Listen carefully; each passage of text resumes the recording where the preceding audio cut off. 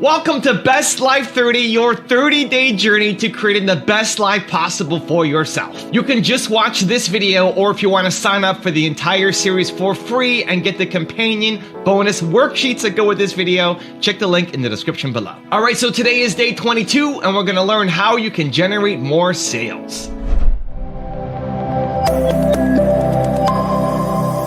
I'm going to give you Mark Cuban rule number 1. And whenever you forget this rule, you're already out of business. In every business, sales cures all. Has anybody ever heard of a business that had zero sales that was successful? Doesn't happen. Yet, a lot of people start their business thinking, I have a great idea. I'm going to do this. This is amazing. I'm going to go raise money. I just sold this idea. And then it comes back and it's like, okay, you got to sell that product, or you got to sell that service. That's the first and main key to a successful business. When you're getting ready to start, you have to answer that question. And for like an entrepreneur, forget a salesperson, how about just an entrepreneur who's looking to start a business? Well, if you can't sell, if you can't influence, if you can't persuade, good luck trying to get your business off the ground. I'm not talking about just your customers. I'm talking about the bankers, the people with venture capitalists, your vendors, your credit card processor, the people who work for you. How do you get people to work for you excited? How do you get them excited? How do you get them to want to buy into your vision? At the highest level, what sales really is the transference of emotion.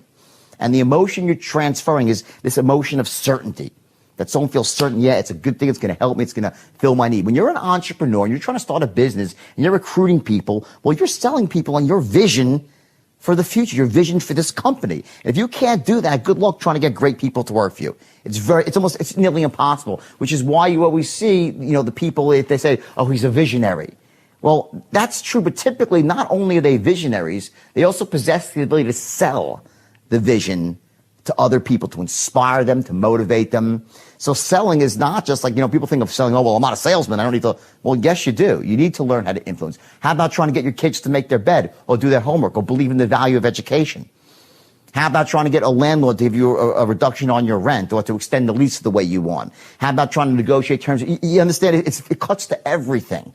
So I always look at this, say, when I say I cracked the code on influence, what I really did essentially was I was, by working backwards almost, by saying I'm going to start at the end and go to the beginning, say what has to happen before someone says yes. I was able to take that and put it into this system that took the no-name, talentless guys and turned them into millionaires. I am very shy. Very, very shy. I came back from Vietnam and I could kill people, but I couldn't talk to people.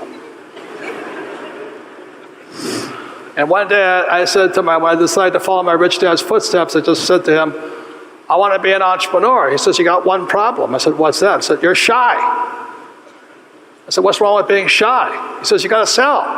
You got to handle rejection. Number one skill. Can you handle rejection? Answer is no, I couldn't handle it. So I said, I still want to learn how to sell. So this was in 1973, I was 25 years old. And my rich dad said, how's your love life? I said, it sucks. He said, you getting laid? I said, no. He says, because you can't sell. Guys got it? So when I talk about what skill do you need, when the shit hits the fan, you better start selling. So I went to work for Xerox in 1974 so I could learn how to sell. It took me 4 years. Then I was number 1. Okay? And today I'm a best-selling author. Most PhDs tell me I can't write. Yes, I said I can't write, but I can sell.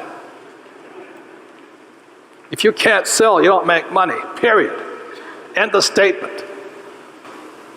Just because you have a product doesn't mean jack shit. But the important thing is you start. I don't care what product you start with, but you start. I started off with nylon wallets. Success wiped me out. We couldn't sell, all of a sudden it took off. Then I couldn't finance because the sales kept going through the roof. Now, trouble is I kept borrowing and I couldn't sustain the sales. Next lesson. But that's how we learn. Okay? your first customer is the most difficult thing you'll ever do as a business person, in my experience. To find someone who will actually pay you that first time. That isn't your mum. Yeah, that's right. Well, that's right. That isn't a family member. That's an actual customer. Yeah. And the other problem that people face when they're trying to sell a new product is one of the ways that people decide whether they're going to buy something is whether or not A, they know anyone else who's already bought it, or B, if there's other people in their domain that are already using it. And if your sales pitch is, well, no, this is new and revolutionary, you think, well, that's a wonderful sales pitch. It is like it is if you're talking to someone who's entrepreneurial and risk-taking and interested in revolutionary ideas. But if you're talking to a middle manager in a company, the last thing that person wants to hear is, well, you could be a risk taker and introduce this into your company. The person's thinking, I don't want to put my job or reputation on the line for your product, even if it is revolutionary, in part because if it succeeds, I probably won't be rewarded for its success. So when we were selling our employee selection software, for example, we were academics, and so there was lots of things we didn't know about business. And one of the things we ran into, which was so funny, we talked to the people who were doing the hiring, and they had a certain budget, which was usually lower than, because they had virtually no budget for hiring, weirdly enough. So what we were charging for the product, which was still extremely modest, exceeded their budget. We said, well, look, you're going to make a 250-fold return on this. Pessimistically, it's 50. Realistically, it's 250, and the upper end was more like 500. So it's a no-brainer to implement this. It's like, well, we're budgeted on the cost side. What do you mean? Well, if we hire more productive employees, we won't be rewarded for that. We'll just be punished for spending more money at the outset. I thought, well, we can't even talk to you because I'm trying to sell you something that will benefit your company, but for you, as the decision maker, there's nothing but risk in implementing the new process. So that just blew me away. It's like, oh, I see. The hiring budget and the productivity budget aren't associated. So that's like a fatal impediment to our sales process. You know, when our children finished undergraduate school, and they both worked before they went on to graduate school, I told both Kelly and Derek, make 300 cold calls a day and you'll lead the nation in sales or in anything you do. 300 cold calls a day. And that's getting through to somebody, not leaving a message, blah, blah, blah. And they both did. You cannot, even if you're a retard like you guys, if you make 300 legitimate cold calls, you'll make $1 million a year, no problem. And that's not a lot of money, and I say that begrudgingly, but to most people it is. That's 1,500 cold calls a week. That's 6,000 cold calls a month. That's 72,000 cold calls a year. If you can't make $1 million, you ought to kill yourself, metaphorically speaking. How do you manage the indecisive client? Good question. I broke down as much as I could. You know how there's like the 6 stages of grief and then like the types of tornadoes? Like I always, when I got into the business, really kind of thought of sales like the 6 stages of selling, like what emotional clients go through. Because they go through their grieving period, like their denial period, their excited period, and you have to walk them through all those steps. And the best salespeople are the ones who can anticipate it, like an ER doctor. Like they know like when this next emotional phase is going to hit, so you can prepare how your conversation is going to lead into that moment, kind of like a psychologist, right? But people who are indecisive are people who are insecure about the decision that they're going to make anyway. Like at the end of the day, a lot of indecisive people we know, they end up making a decision. They're just really self-conscious or insecure about their intelligence or something, and you have to help them get comfortable and figure out how to get there. And a lot of it is just laying out options. So kind of the way I just talked to you about first impressions, and it could have been super boring, but I made it relative by talking about dating in a bar. And then people laugh and they're like, oh, that is kind of the same way. Oh, interesting. Same thing with people who are indecisive. You know, it's figuring out a way to make it relatable to them. And like if you have a client or a boss or somebody, you figure out what they like to do personally. So you track them on social media, let's say, and you figure out that they really like cats. Okay, or they really like golf, or they're really into the Jets. I don't know, something like that. You try to, without telling them that you internet stalk them, you figure out in your conversation with them how to make whatever the situation is you're talking about relatable to something they really like. Like, this is, I understand you want to take your time, but if Sam Darnold had taken his time, in his first game out, might not have won that first game, huh? And then that guy's going to be like, dude, you're a Jets fan? Like, I mean, sure, yeah, now I am. Oh, crazy. Yeah, anyway, the real reason I don't want to do this is because of X, Y, and Z. Because now it's on a personal level. Now they're thinking about something they really like, plus you made it relatable. And it's just how you present that information versus that salesperson who just says, can I help you with anything? No. Okay, let me know if you need anything. Great. That's most people. My friends were graduating from USC, UCLA, and they were getting a $40,000 a year salary after going to school, after spending $150 grand on college. And I'm working at Bally's, and I had made $5,000 in a month. And I said, wait a minute. My friends spent $150,000 to go to college. I don't have a degree, and I just made $5,000 in a month? Maybe the most important skill set to make money in America is sales. And by the way, step number one to creating wealth is learning how to sell. Before you hang the video and change it and go to another video, hear me out and be able to disagree with me and say, Pat, I don't agree with you. Hear me out here. In every single family, there's political matters. Yes? You probably had some political matters. When somebody dies, who's going to get this? Who's going to get that? There's always political matters. You know who typically wins? The one who knows how to sell. You know who typically dates and marries that beautiful girl that every guy wanted to be with? The guy that knows how to sell. That's simple. You know, at your job, have you ever had anybody that got a promotion over you that wasn't qualified, but they got it over you? You know why? Because they know how to sell. And you don't know how to sell. And if you don't know how to sell, your salary's at 58, she's at 79. You think it's important you learn how to sell. Maybe it's important learning how to sell. You see, most salespeople, they always believe in the conventional wisdom. In order to be a great salesperson, what do you have to do? You have to have enthusiasm. You got to be excited about your product. Hey man, this is my product. It's so good. Don't you know we are the best in the world? This would help you. This will help your company. You should buy from me. Enthusiasm. Because they are taught if you are not enthusiastic about your product or service, then the prospect won't be enthusiastic either. Or what I call pretentious bonding. Hey, how are your kids? Yeah, how's the weather? How's work? You don't give a shit. You know your prospect doesn't give a shit. But it's pretentious bonding. Or, you gotta follow up, man. Either they buy or they die, right? You follow up 5, 10, 30 times. You gotta be persistent. You gotta keep calling, keep chasing them. Or you gotta ask for the sale 3 times. The average sale prospect, you gotta ask them 7 times before they buy. I don't like to ask for the sale. I want the prospect to give me the sale. It's better to receive than to beg. Or you gotta chase the prospect. You gotta keep pleasing them, chase them. I don't like to chase. I like to be the chase. So how do you become a great salesperson? Today I'm gonna give you one of the most important lessons that I have learned in order to be a great salesperson. And that is, now this might sound counterintuitive. That is, in order to be a great salesperson, you cannot be a salesperson. What? Dan, what are you talking about?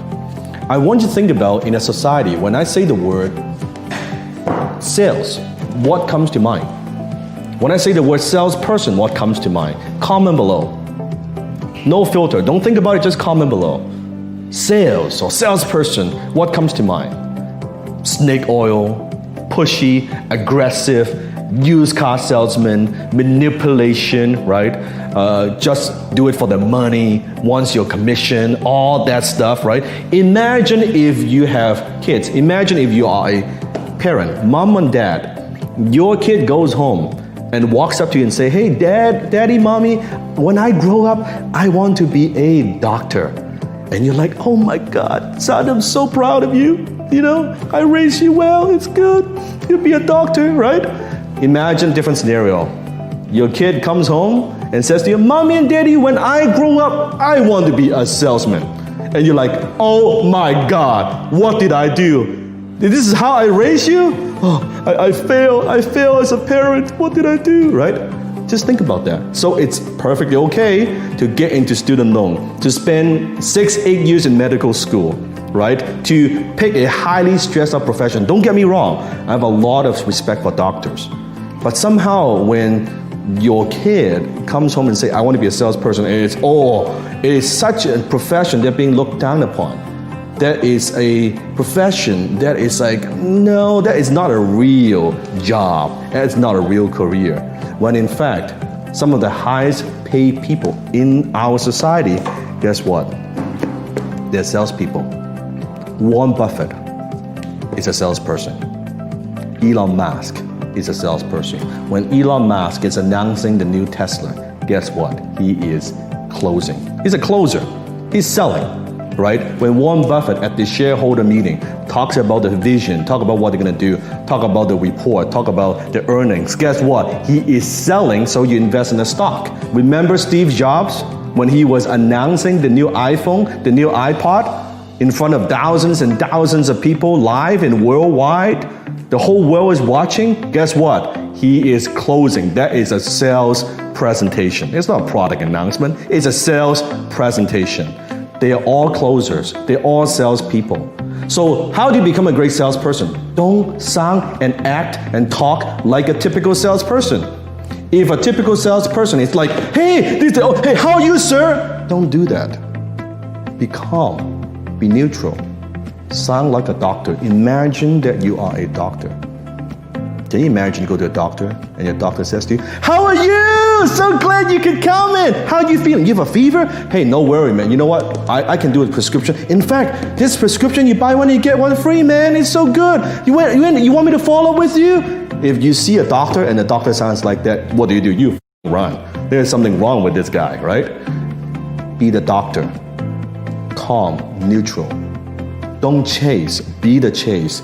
Be a problem solver. Ask questions. Discover their needs. Be a professional. Tell me a little bit about your situation. Tell me about your business. Let's bottom line this. Tell me how you and I can do business today. What were you hoping to get from me today? See, that's a professional. That's how you should behave and talk. Your tonality. You speak with conviction and authority. Yet you're not attached to a sale. It's okay if you don't get the sale. See, when you're not desperate, now the prospect, they open up to you. Now they want to hear, okay, this person wants to help me, not just going after the money or that commission check or that quick buck. That this person is a professional, that you are a professional. That's how you sell your way through life. That's how you get what you want in life, by first helping others to get what they want. Then you can get everything that you want. It is that simple. First thing you got to get right if you want to be in the sales game today is you got to get your freaking financial literacy right. You got to get your money financial mindset right. You got to start thinking about taking your finances from the level you are to the level where you and your family deserve to be. Now, you know this is true. Okay, people that are not making enough money simply make sense of why they're not making enough money. Money's not going to make me happy. I'm fine where I am. I'm doing better than people that live in Afghanistan. Okay? Well, none of that makes sense if you have the potential to make more money. If you have a great product, a great company, and you know another call, another strategy, one more little maybe angle, something that you could persist with, if you know that you could be making more money and you aren't, let's get that fixed, okay? And the first thing to becoming a millionaire, a multimillionaire, a hectamillionaire, or a billionaire, and I've spent time with enough billionaires now, is they have made decisions to get their money right, okay? Whether they're going public or selling a product, scaling out, they had to make a decision to get the money, the finance model of their household, their business, their product, or their IPO right? If they want to go to the market and become a public company. So number one, get your money right. It's not about product knowledge first. It's not about sales knowledge first. It's not about sales process first. It's not about the follow-up first or writing the customer up first. It's not even about attitude first. It's about get your financial mental, get your money mental right, okay? Because if you're satisfied, if you're happy where you are financially, why would you sell anything else? Look, let's face it, you're on commission. You get paid to sell things. You get paid to close deals. You get paid to follow up only when it works. Okay? Number one, get your money mindset right. You got to know how to practice, okay? So this is what we're going to do. Which one of these three do you want to handle right now? Let's go with the Price too high. I feel like I'm on The Price is Right. Pick your objection, son. All right. Let your people pick the one they're having trouble with. Yeah. You give me a price, I'm going to give you the objection. Okay. So it's going to be, we can get your property service. It's going to be $120 every 3 weeks. That's ridiculous. No, I understand. Yeah. So well, if you understand, then fix the price. Okay. Listen, I understand. Price too high. I get it. But look, let's do it anyways. That's just weird, dude. Why would I do it anyway when the price is too high? Right. Listen, I understand. Help me understand. How's this problem going to solve your problem? You guys agree? It's a flaunt? But dude, he's trying. So what we got to do is keep working with him. It's like Elena going to kick. She's not going to kick very hard the first time, right? You're shooting a gun, you're working with a gun, you're scared of it, you're terrified of it, you never had a gun in your hand. Who's scared of guns? People that don't have them, right? Put one in your hand, you play with it. Ooh, dude, that felt good. That felt strong. Yeah. Next thing you got AR. Oh, right? Okay, go ahead. Okay, I got it. All right. Hey, man, the price is $119 a month. Let me tell you what we do for you before you object to anything. Okay. See, I'm controlling the thing. Right. I'm going to control this guy. Before you say yes or no, let me tell you what we do for you. I just want to remind you. Sure. Yeah, I don't have $119 for this. I understand. Don't expect you to pay $119 if you don't have it. But what you do have is you have mosquitoes. Right. And let me tell you the downside of mosquitoes. Let's say he's a commercial enterprise. You got customers come over here, they leave your grocery store, and they get bitten by mosquitoes. Okay, you know what happens now? They don't remember the service. They don't remember your commitment. They remember that's the place I brought my kids that got the Zika. Now, let me just say this about the $119. If you'd like to pay it weekly, it would only be $30 a week.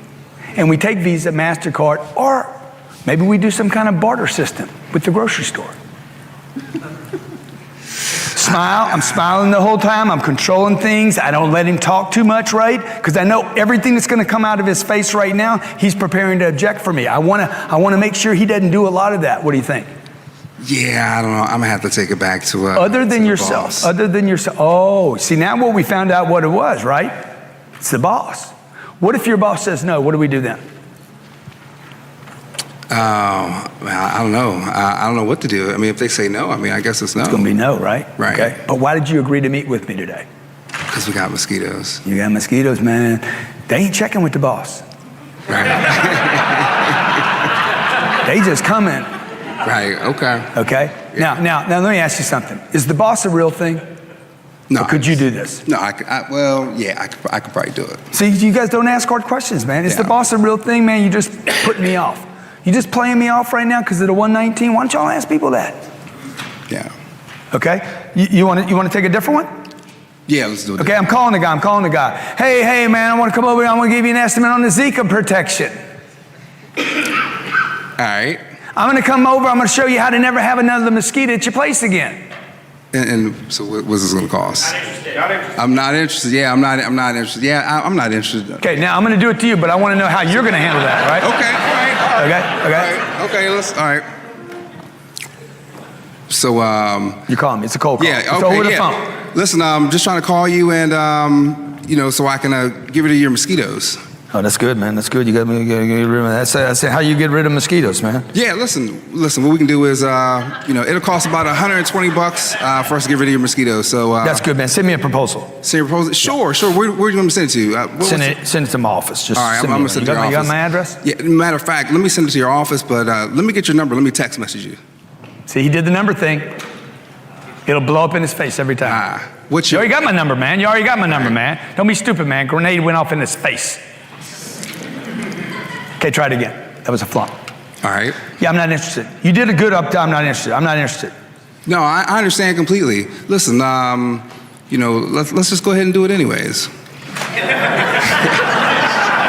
Flunk. Yeah. You flunk him right here.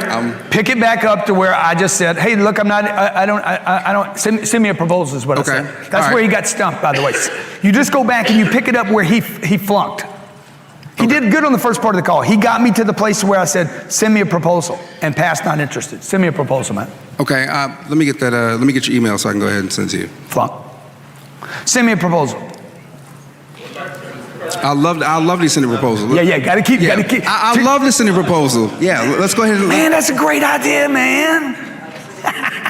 By the way, I've already sent one in your email. By the way, how many of you could send somebody an email before the call was even finished and already have it sitting there? Directions, locations, confirmations, a place to text to in case you can't make it.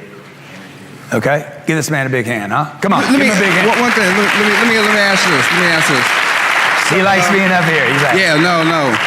So we got to go on the road together. What if I can go ahead and take care of your mosquitoes for free? Oh, he's coming up now. He's coming up with some stuff. How many of you come up with good ideas after the deal is done? How important do you think sales is to whoever's listening to whatever they want to do in their career? The most important, if you ask me. It all starts with sales. No matter what your business is, someone's got to sell someone on something, period. Either you're going to sell them or they're going to sell you. I mean, at the end of the day, sales is everything. At the end of the day, I have a client that's a dentist, right? Yeah. One of the brightest, most brilliant dentists on the planet. Has a hugely successful practice. Knows exactly how to drive traffic into his practice. Knows exactly what to do. Builds a VT. It's been going on for about 4.5 years. Obviously he's busy, but finally gets it done. That he wants to basically teach other dentists how to grow their business. Absolutely. He wants to teach other dentists how to grow their business and do what he does. Yeah. Because a lot of those dentists out there, they're not making much money. Yeah, right. And they could be. Oh, they could be if they do exactly what he teaches. He didn't get there because he didn't know sales. He got there because he drove traffic, right? Understood that numbers are what matters. Numbers got game. it. So he drove traffic to his dentistry. He's not doing the same thing with the... He drove traffic to his dentistry and he trained his treatment coordinators how to close business. Yeah. Selling evil?